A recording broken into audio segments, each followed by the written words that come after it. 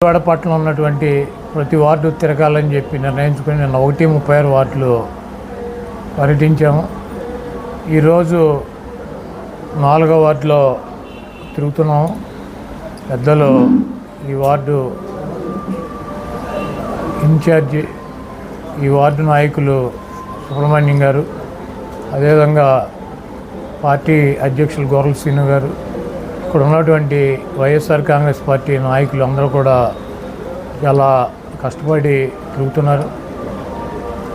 మేము గతంలో 2019 కానీ 2014 కానీ 2009లో కానీ 2004లో కానీ ప్రజల దగ్గరికి వెళ్ళినప్పుడు ప్రతి వార్డులోనూ 400 నుంచి 500 మంది మాకు ఇళ్ల స్థలాలు లేవు, ఇళ్ళు లేవు, ఇంటి స్థలం ఇప్పించండి, ఇల్లు కట్టించి ఏర్పాటు చేయండి అని చెప్పి అప్లికేషన్లు పెట్టి మమ్మల్ని అడిగేవారు. అదేవిధంగా చాలామంది వృద్ధులు కానీ, వితంతువులు కానీ, వికలాంగులు కానీ మాకు పెన్షన్లు రావట్లేదు, పెన్షన్లు ఇప్పించమని చెప్పి అడిగేవారు. ఈరోజు మేము తిరిగినటువంటి 3 వార్డుల్లో ఎక్కడా కూడా ఇంటి స్థలం రాలేదనో, లేకపోతే టిట్కో ఇళ్ళు ఇవ్వలేదనో, మేము లబ్ధిదారులం, మాకు ఇళ్ళు రాలేదు అని చెప్పి ఒక్క వ్యక్తి కూడా నన్ను అడగలేదు. అదేవిధంగా ఒక్క వ్యక్తి కూడా మేము అర్హులం, మాకు పెన్షన్ రావటం లేదని చెప్పి అడిగినటువంటి పరిస్థితి లేదు. జగన్మోహన్ రెడ్డి గారు ఇస్తున్నటువంటి అమ్మఒడి కావచ్చు, లేకపోతే విద్యా దీవెన కావచ్చు, విద్యా కానుక కావచ్చు, ఫీజు రియంబర్స్మెంట్ కావచ్చు, చేయూత కావచ్చు, ఆసరా కావచ్చు, ఏ లబ్ధిదారుడు కూడా మాకు రాలేదు, మేము ఇబ్బంది పడ్డాము ఈ ప్రభుత్వంతో అనే ఒక మాట కూడా చెప్పాల.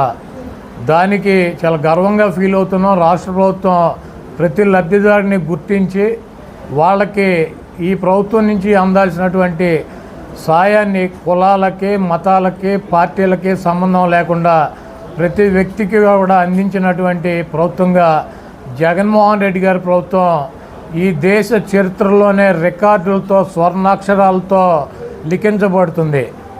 అదేవిధంగా ఈ గుడివాడలో తెలుగుదేశం పార్టీ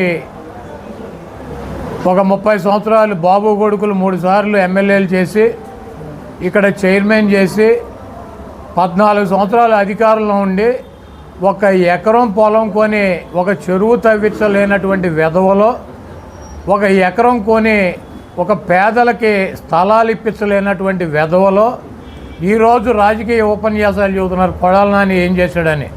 మీకు దమ్ముంటే ఎవడన్నా నేను కూడా వస్తా, ఈ గుడివాడ పట్టణంలో మేము లబ్ధిదారులము, మాకు ఇంటి స్థలం రాలేదు, ఇల్లు రాలేదని కనుక ఒక్కళ్ళతో కూడా చెప్పించిన ఎన్నికల్లో పోటీ చేయను. మీరేం చేశారు ఎదవలో? మీ 14 సంవత్సరాలు చంద్రబాబు ముఖ్యమంత్రిగా ఉన్నాడు, ఎక్కడన్నా ఒక ఎకరం పొలం కొన్నారు ఈ గుడివాడ పట్టణంలో కానీ, ఈ గుడివాడ పరిసర ప్రాంతాల్లో కానీ?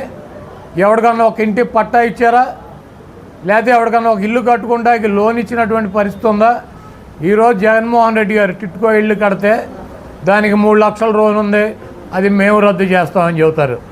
ఈరోజు ఒకటే చెప్పదలుచుకున్నా, ఏ పేదవాడికి అయినా సరే హౌసింగ్ కింద లోన్ ఇచ్చినటువంటి అమౌంట్ని ప్రభుత్వానికి, బ్యాంకుకి లబ్ధిదారులు కట్టినా కట్టకపోయినా 1 టైం సెటిల్మెంట్ అని చెప్పి గతంలో రాజశేఖర్ రెడ్డి గారు ముఖ్యమంత్రిగా ఉండగా ఇంటి మీద ఉన్నటువంటి అప్పులన్నీ కూడా రద్దు చేసి వాళ్ళకి క్లియరెన్స్ ఇచ్చినటువంటి వ్యక్తి రాజశేఖర్ రెడ్డి గారు.